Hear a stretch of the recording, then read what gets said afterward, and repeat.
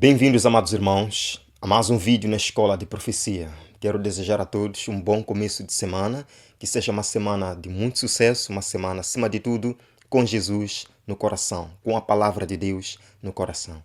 Estou aqui para analisar com os irmãos mais alguns dados que nos chegam em relação a esta crise que está acontecendo nos Estados Unidos da América. Eu já cobri com os irmãos, na verdade, o que está sendo dito lá repetidas vezes, que esta crise está paralisando a América. No último vídeo que mostrei para vocês, apresentamos de forma bem clara uma, uma reportagem sobre isto.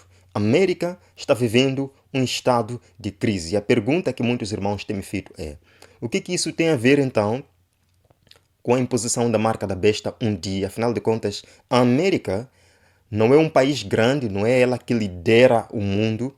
Como é que esta decadência econômica da América, o que isso significa na profecia?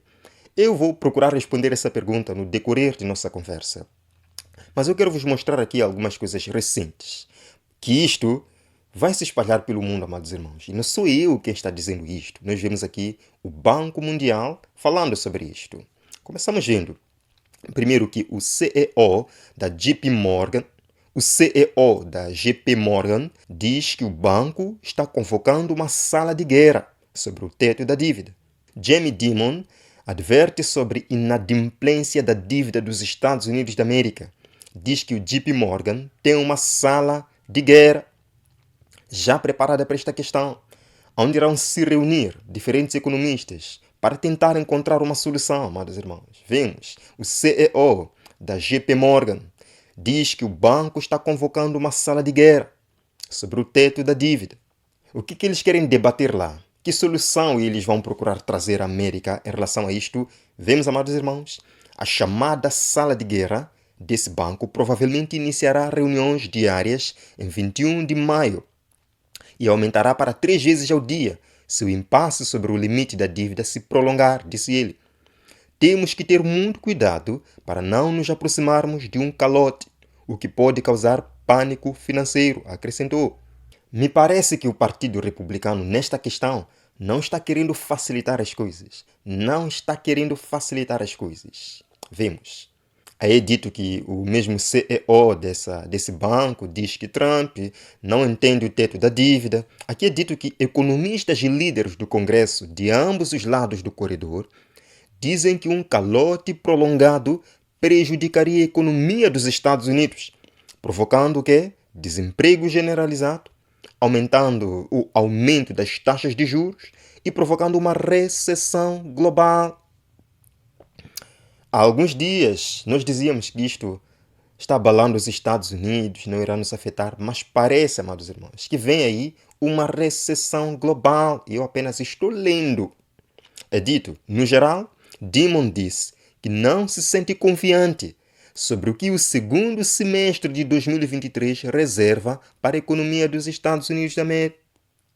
Falou aqui o grande economista.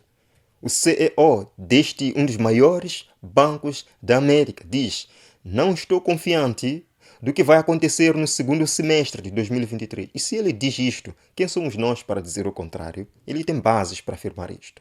Amados irmãos, vemos aqui, 11 de maio, Jamie Dimon adverte que o pânico tomará conta dos mercados à medida que os Estados Unidos da América se aproximam do calote da dívida. O pânico toma conta dos mercados. O pânico toma conta dos americanos. O pânico toma conta do mundo todo, amados irmãos. Vemos aqui, 13 de maio. Emissão da dívida dos Estados Unidos da América preocupa a economia global em desaceleração, diz Banco Mundial. Isto está chegando a um nível alarmante, amados irmãos. Isto está preocupando o mundo todo. É um problema global. Lemos claramente, a angústia na maior economia do mundo seria negativa para todos. Disse ele, que seria o chefe do Banco Mundial, disse ele a Reuters, nos bastidores da reunião dos ministros das Finanças e governadores do Banco Central do G7 no Japão. Ele disse também que as repercussões seriam ruins se não fosse feito algo. Isto pode afetar o mundo todo. Durante a reunião, esse homem Malpass, que é o chefe do Banco Mundial, enfatizou que os níveis recordes de dívida global precisam ser tratados para a estabilidade, acrescentando que a relação dívida-PIB para as economias avançadas está mais alta do que nunca. Malpass, do Banco Mundial, disse: o impasse do limite da dívida dos Estados Unidos da América aumenta os problemas econômicos. Agora volto para tentar responder à pergunta. E então, a América não é a segunda besta do Apocalipse 13 que vai forçar que toda a terra adore a primeira besta? Ela não deve ser então uma nação próspera, uma nação poderosa para poder fazer isso? Sim, a América é uma nação poderosa. Agora veja um texto aqui do Espírito de Profecia que pode nos dar a resposta quanto a isto. Está aqui, o grande conflito, página 590. São aqueles perturbadores que impedem sua restauração ao favor divino e à prosperidade temporal. De acordo com este texto de Ellen White, a lei dominical surge num contexto de crise temporal da América. E eles vão adotar essa medida para voltar-se à prosperidade temporal e à restauração do favor divino. Meus amados irmãos, eu quero vos mostrar agora um vídeo do que estão dizendo os religiosos na América em relação a esta questão da crise econômica que está assolando a América. O que eles estão dizendo? Líderes religiosos não estão dormindo não lá na América. Eles estão atentos e eles querem uma solução para tal. Mas o que eles dizem? Amados irmãos, a América, que está vivendo essa situação difícil, tem que voltar à prosperidade temporal. E o que farão para voltar-se a essa prosperidade temporal? Vemos aqui o vídeo. 400 anos atrás, os peregrinos desembarcaram no Novo Mundo. Entraram em uma aliança em que eles afirmaram que a civilização que eles estavam fundando, que se tornaria América, estava sendo fundada em nome de Deus, pela graça de Deus, tendo sido empreendida para a glória de Deus e o avanço da fé cristã. Isso é o que eles disseram quando a América começou. E nós estamos de pé 400 anos depois, com base nessa civilização que eles fundaram. E o momento é crítico. Estamos em uma reunião liderada por um descendente do pastor que enviou os peregrinos em sua jornada, meu bom amigo Kevin Jessup. Na palavra de Deus, 400 anos é um número significativo em relação às nações. Apenas 2 civilizações na Terra vieram à existência, não por causa do poder, ou território, ou grupos étnicos, mas por causa da fé e da palavra de Deus. A primeira foi Israel, a segunda foi a América. Ok, uma pausa. Ele faz uma comparação entre a história de Israel e a história da América. As 2 nações foram estabelecidas por Deus com um propósito, segundo ele. Vamos continuar. Desde sua fundação, a América foi unida a Israel. Seus fundadores o viram como um Israel do Novo Mundo. Fundada sobre o padrão do antigo Israel, a América é única. 10 anos após a chegada de Mayflower, outro navio veio a Arbela. Um conselheiro que era o líder da viagem puritana, John Winthrop. Se John Washington foi chamado de pai da nação, John Winthrop foi chamado de avô. A bordo da Arbela, ele escreveu uma mensagem para aqueles que habitariam a nova civilização. Uma mensagem para a civilização que se tornaria a América. Seria profética. Uma mensagem profética embutida nesta fundação da nação. E um mistério que começa com uma escritura antiga, e eu quero abrir isso. Foi uma chamada de visão para o que seria a América. Winthrop viu esta civilização ligada a Israel. Na verdade, ele citou amplamente Deuteronômio, as palavras que Moisés deu a Israel quando eles estavam prestes a entrar na Terra Prometida. As bênçãos de uma nação que seguiria Deus e as maldições ou julgamento da nação que se viraria contra.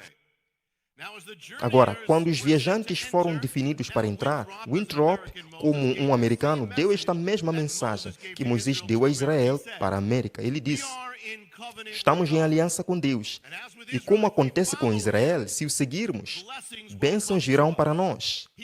Ele disse que o Senhor será nosso Deus e teria o prazer de habitar entre nós como seu povo. Ele vai comandar uma bênção em todos os nossos caminhos. Como Moisés prometeu a Israel, Winthrop disse para a América: se você o seguir, Deus te abençoará. E então a América foi abençoada.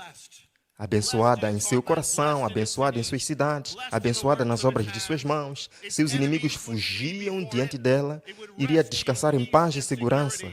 Se tornaria a mais poderosa, a mais próspera, a mais segura, a nação mais abençoada da terra que o mundo já tinha visto, de acordo com a profecia de Winthrop.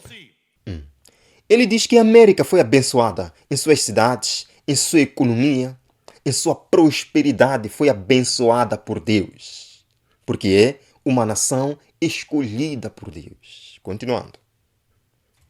Mas Israel antiga, no meio de suas bênçãos, afastou-se de Deus. Começou a expulsá-lo de sua cultura, de seu governo, de suas praças públicas, da vida de suas crianças, de sua cultura. Foi após outros deuses e os serviu e os adorou. Ganhou dinheiro, tornou a degradação da imoralidade sexual, levantou suas crianças como sacrifícios nos altares de Baal e Moloque. E o Senhor os chamou por meio dos profetas, mas eles ignoraram os avisos e eles procuraram silenciá-los para cancelá-los. E então veio o julgamento. Muitos citaram as palavras de Winthrop: cidade é uma colina. Mas Winthrop não parou por aí. Ele deu à América um aviso profético embutido naquele dia.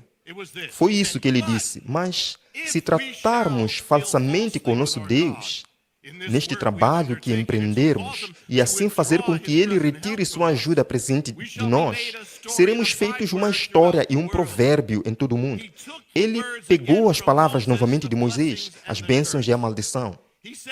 Ele disse: se nossos corações se afastarem, se não lhe obedecermos e sermos seduzidos a adorar e servir outros deuses, nossos prazeres e nossos profetas e servi-los, então ele falou sobre o julgamento que viria. O que acontece com tal nação?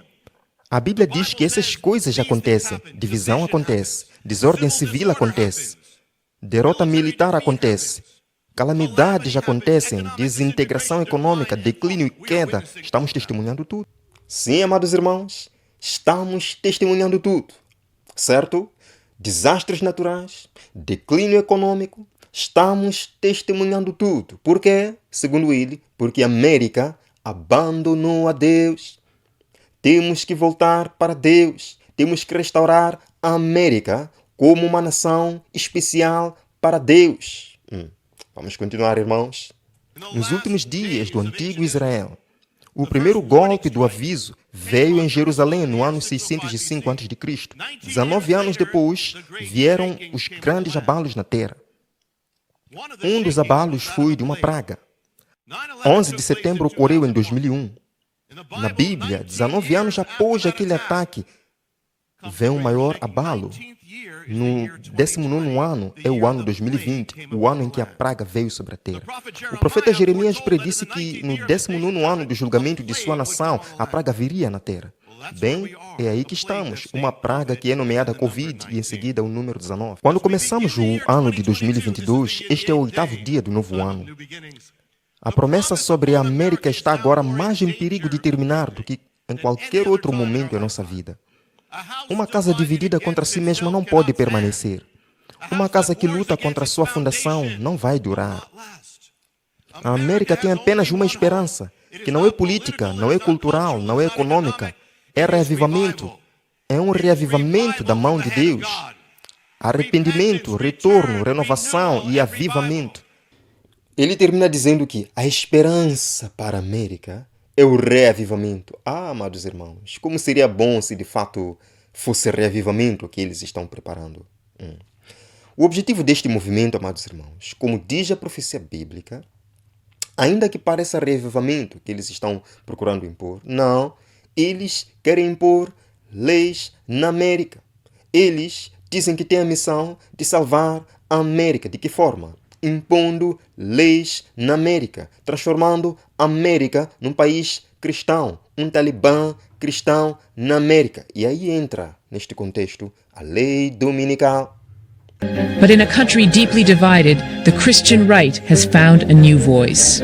Mas em um país profundamente dividido, a direita cristã encontrou uma nova voz. We desire to live in a Judeo-Christian nation with Judeo-Christian values. Nós desejamos viver em uma nação judaico-cristã, com valores judaico-cristãos, para salvaguardar a moral, a lei dominical, para escapar aos juízos divinos, a lei dominical, para salvar a família, para salvar os trabalhadores da escravidão do trabalho. Amados irmãos, é aqui onde nós estamos.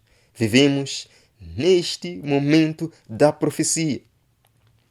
O que é que mais nós precisamos para acreditar que vivemos no momento profético? Queridos, precisamos agora, em nome de Jesus, lavarmos nossa vida no sangue do Cordeiro, permitir que Jesus nos transforme por inteiro, permitir que Jesus Cristo implante seu caráter em nossa vida. Este é o tempo, amados irmãos, de fazermos um preparo significativo em nossas vidas, porque os eventos estão aqui. E se eles acontecerem, nós despreparados, o que é que será de nós? Bem, amados irmãos, não irei alongar aqui. Queria apenas vos mostrar o que é que está acontecendo.